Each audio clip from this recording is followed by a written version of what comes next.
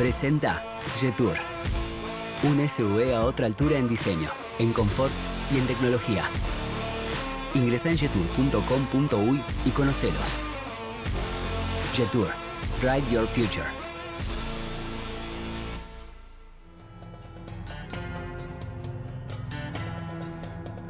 Muy bien, seguimos en la mira con Federico Comesaña. Buenas noches, Gabriel. Buenas noches a todos. Finalmente, el Parlamento tomó el toro por las astas y la ley de financiamiento de los partidos políticos se encamina a ser aprobada. Parece que va a ser un hecho, ¿no? Parece.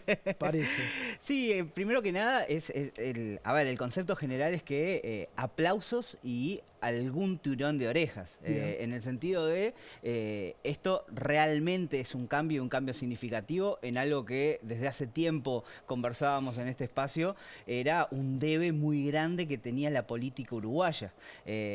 Adolfo Garcés siempre dice que al político uruguayo lo que la ciudadanía le exige es primero honradez y segundo, sensibilidad a los problemas. Bueno, la primera condición estaba un poco dejada atrás por algo fundamental que es el manejo de la plata con la que se van a hacer las campañas y va a sustentarse la propia democracia. Y eso teníamos una ley que era un colador en el cual pasaba absolutamente de todo, con una incapacidad total por parte del Estado para controlar, sin herramientas jurídicas de calidad, pero tampoco con herramientas efectivas, sin cabeza y sin músculo para poder controlar qué hacían con el uso de los fondos, de dónde venía la plata que financiaba la política y en qué se gastaba. Carencias tanto por el lado de quienes podían percibir, los cabezas de lista no tenían límite de percepción, y por otro lado, lo que para mí es fundamental, como buena parte de las leyes que muchas veces se aprueban y luego no hay elementos ni instrumentos para poder aplicarlas. Y acá es el control que la Corte Electoral y eventualmente el Tribunal de Cuentas ahora estarían sumándolo. Sí, y mayores potestades, mayor capacidad para sancionar, sanciones un poco más contundentes, pero sobre todo, como vos decías, instrumentos. Claro. Es decir, la Corte Electoral con sus dos contadores era muy difícil que pudiera echarle mano a los balances. Ahora hay una obligación de auditar esos estados financieros que se entregan por parte del Tribunal de Cuentas, que va a ser el auxiliar que va a tener la Corte Electoral para poder hacer ese contralor. Pero a la vez se va a reforzar en capacidad, digamos, de gestión humana la propia Corte Electoral, y eso se incluye dentro del propio articulado. Exacto. A ver, esto a grandes rasgos un poco va de la mano con la manera en que Uruguay procesa los problemas. Uruguay tiene una capacidad muy grande y muy comprobada a lo largo de su historia para solucionar aquellos problemas estructurales que le generan ciertas vulnerabilidades y debilidades. Lo hace con lentitud.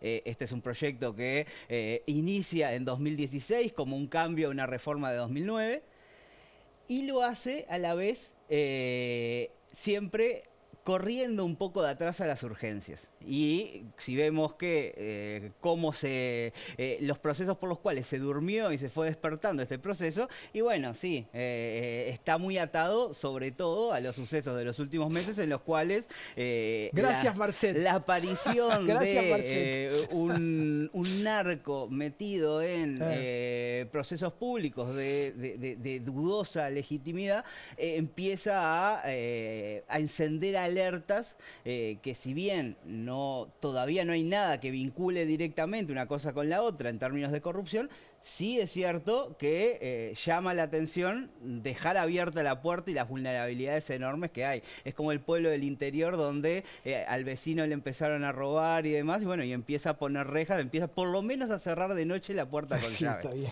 Entonces, en ese sentido, el sistema político responde, dota como decíamos, de los controles que eran necesarios, pero también aprieta un poco las clavijas en otros aspectos del financiamiento de partidos políticos. Uno tiene que ver con los ingresos. Con los ingresos ahí los partidos políticos se dan como una pequeña herramienta que les venía faltando, que era el hecho de poder ellos mismos hacer liquidaciones de los sueldos de los cargos electivos, que era algo que de hecho generaba rispideces a la interna de los partidos, algunos que cumplían con las cuotas de aportes, otros que no. Bueno, ahora se hace un instrumento para que el descuento sea automático y el propio partido pueda hasta un 15% financiarse a través de esos ingresos. Pero estamos hablando ya no en las campañas electorales, sino entre gobiernos. Exactamente, que también es algo importante para preservar los aparatos políticos cuando estamos en el proceso, digamos, de gestión. Los precandidatos ahora van a tener que rendir cuentas sobre los fondos y el origen de los fondos, que antes era justamente una caja negra en la cual el cabeza de lista no tenía un tope y una limitación para aportar a la campaña. Ahora sí, y a la vez tiene que rendir cuentas. En ese sentido hay topes dependiendo de qué lugar ocupen las listas. Bueno, hasta 1,5 millones de unidades indexadas, estamos hablando de unos $200.000 candidato a presidente y vicepresidente, $108.000 senadores e intendentes, alcaldes ediles $33.800. Más allá de los montos en sí, lo bueno es que hay un límite y no puede venir alguien con una billetera gruesa y decir yo voy a invertir lo que haga falta para posicionarme políticamente. Los privados mantienen las limitaciones que tenían de 300.000 UI, o sea, unos $43.500. Ahí no hay cambio ninguno. Ahora las donaciones que no son anónimas, las que son por encima de las 4.000 unidades indexadas, estamos hablando casi unos $500, esas ahora sí o sí se tienen que hacer a través de medios electrónicos y se baja prácticamente a la mitad, de 15 a 8%, el tope de donaciones anónimas que puede tener un partido político. De nuevo, esto en realidad no tendría ningún sentido si no fuera por lo otro, si no hay un contralor, si no hay una obligación de que se presenten de forma profesional los balances de los partidos políticos. Ponerle tope, en realidad, ¿qué importa? Porque la calidad con la que se presentaba esta información y la imposibilidad para verificar que esta información fuera real hacía que no tuviera sentido la legislación anterior. Los privados que contratan con el Estado tampoco pueden contribuir. Bueno, eso se mantiene prácticamente igual a lo que estaba en el proyecto anterior, o sea, en la ley vigente. Eso no cambia. Las personas jurídicas están limitados y tienen contratos de obra pública, algún tipo de relaciones. En eso no se profundiza. Se agrega nada más que no pueden tener subsidios públicos, eso sí es algo nuevo, pero no se profundiza, por ejemplo, en contratos de servicios con el Estado. Eso no queda. No se profundiza el tema de las relaciones, si se cuenta como empresa que tiene subsidios o empresa que tiene algún tipo de obra pública. No se cuenta si el que lo dona, en vez de ser la persona jurídica, es un director o un accionista mayoritario. Eso no se contempló.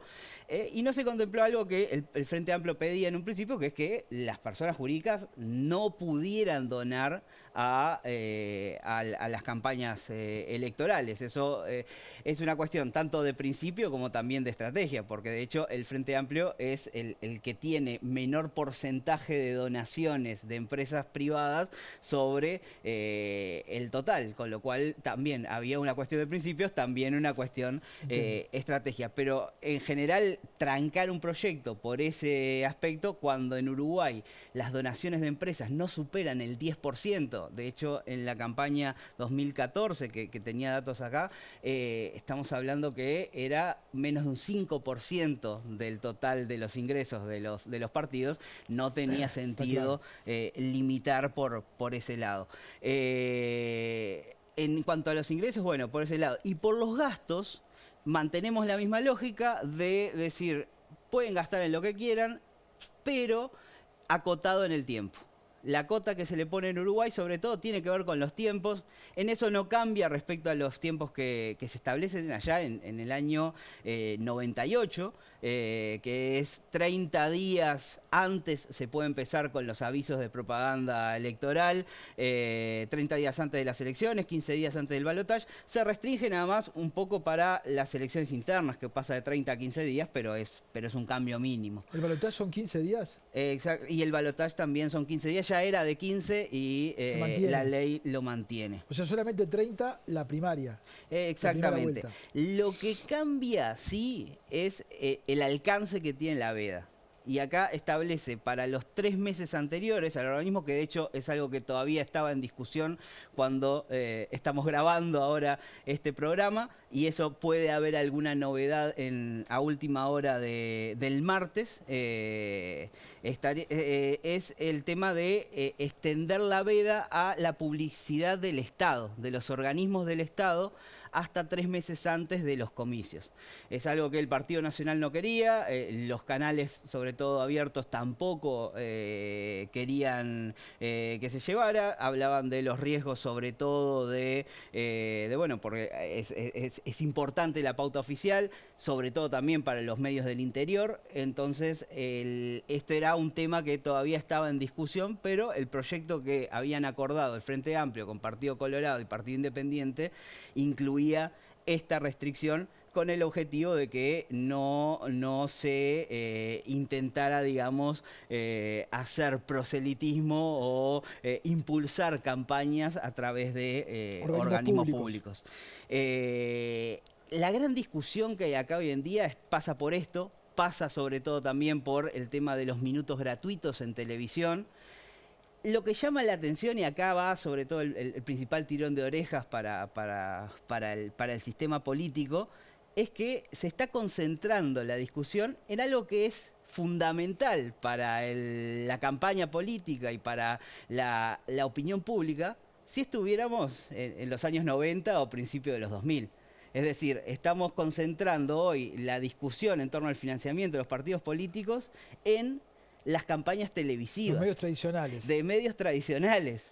Ni siquiera todos los medios tradicionales. Estamos solamente hablando de canales de televisión y del prime time, o sea, del horario central de los medios masivos de comunicación que sí son relevantes, pero que ya dejaron de tener la relevancia que en un momento tenían para la formación de opinión y sobre todo lo que es los espacios pautados. Entonces, sí, hay una discusión que tiene que ver también con grupos de interés y cómo cada uno se posiciona, pero desde el punto de vista de la importancia que tiene el financiamiento de los partidos, esto parece ser un punto absolutamente marginal en cuanto a la discusión más general. Caemos muchas veces en lo que hay un analista argentino, analista político, de hecho el director de una agencia de opinión pública, Isonomía, Juan Germano, que habla de el circo que se quedó sin espectadores. Él hace unos focus group en los cuales empezaba a ver que había gente que decía, a mí ya no me interesa la política, pues hablan de temas que a mí, la verdad, no me interesan. Y tiene que ver con aquello que decíamos, honradez y sensibilidad. Sensibilidad a los temas, es decir, ¿esto realmente es lo que le importa a los uruguayos? Si el minuto más, el minuto menos, el minuto gratuito, el minuto pago. Pero también tiene que ver con no quedarse en ese micromundo en el que están los políticos y los asesores que miran a la opinión pública como era hace 10, 20 años y se imaginan al uruguayo mirando la televisión en horario central, cuando hoy en realidad las preocupaciones no solo están en otro lado, sino también los canales por los cuales la gente comunica sus intereses y se nutre de la agenda de discusión están también en otro lado. Y se consume cuando quiere la gente, cuando puede la gente.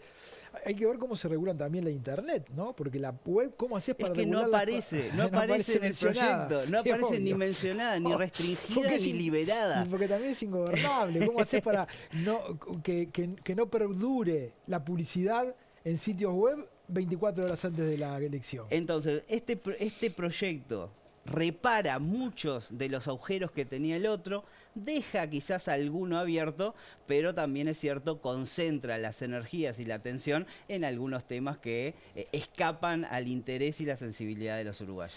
Muchas gracias, Fede. Que pasen bien, hasta luego. Vamos a una tanda y ya volvemos.